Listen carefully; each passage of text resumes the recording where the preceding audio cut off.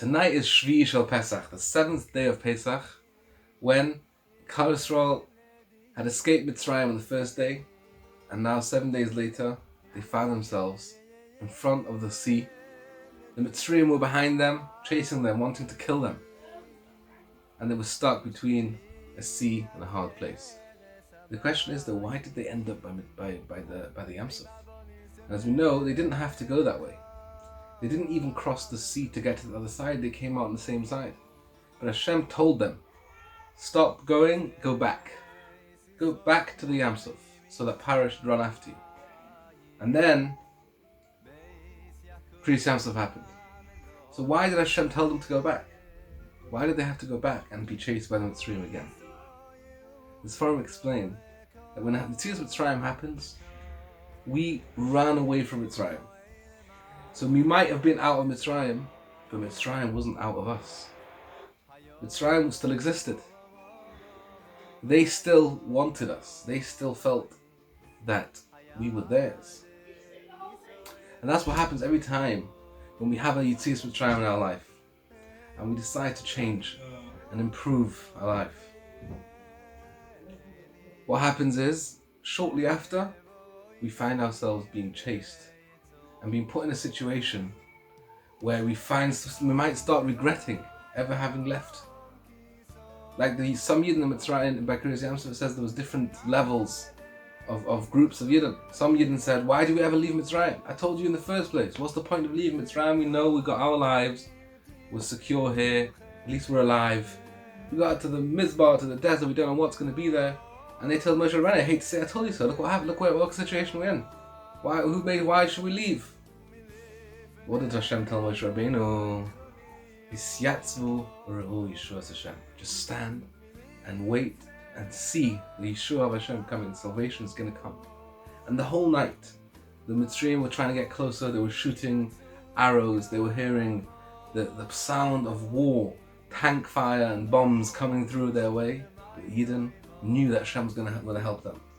And the onon that was between the Mitzrayim and the Yidden took in all those arrows and it protected the Yidden. And it says, the Pasuk says, Lekorav ze'el zeh kol halayla.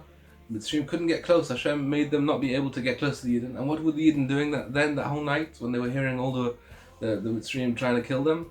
It says in the Medrash, they sat and ate and drank and were happy because they knew that Hashem was going to save them. And that's what they needed.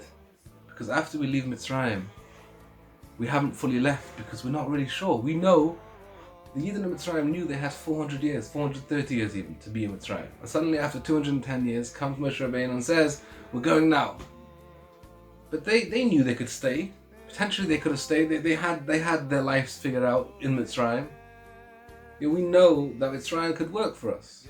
We have a plan how to stay in Mitzrayim. And then when we get challenged after having made the courage to leave, we get challenged, maybe that plan was the better plan. This new plan doesn't seem to be working out so well. And that's when we really let go. And we let Hashem take over. And that's the real Yetzias Mitzrayim. When we're not scared anymore of Mitzrayim telling us the only way you could live is in Mitzrayim. We're not scared anymore of the sea. We're not scared of the animals on the side. The only thing we're scared of is Hashem. And it means we lean on Hashem and we have Emunah that He's running the show. There is no Paro. There is no sea. Hashem can make the sea be dry land. And when the Yidden were standing by the Yamsuf, the Ramban says they were davening that the Mitzrayim should die, or Hashem should kill the Mitzrayim, or they should have it. And Hashem said, stop davening. Don't give me ideas. Don't define your future path based on how you think it's going to work out, based on your limited understanding of how things can work. Hashem says, stop davening. I've got this. What's going to happen? The sea is going to split. You didn't even think about that.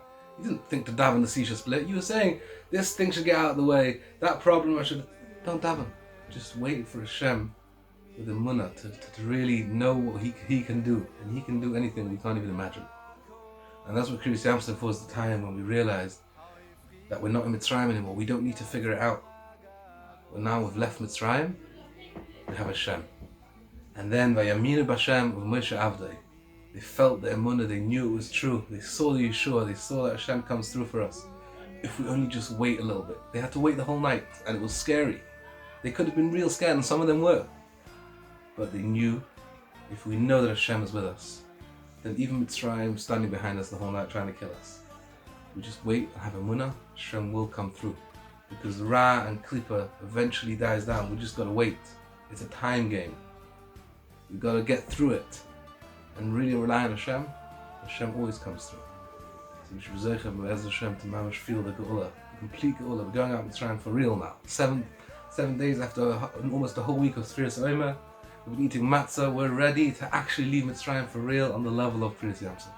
As we know, it was bigger than Mitzrayim. It says it was 55 times as more Nissim. The revelation of Kriyas Yamsuf, every maidservant saw more than Yecheskel and the Merkava. It was just everything opened up, and Hashem showed that if you really rely on me, I'm here for you all the way. Shabbos, Yom Tov.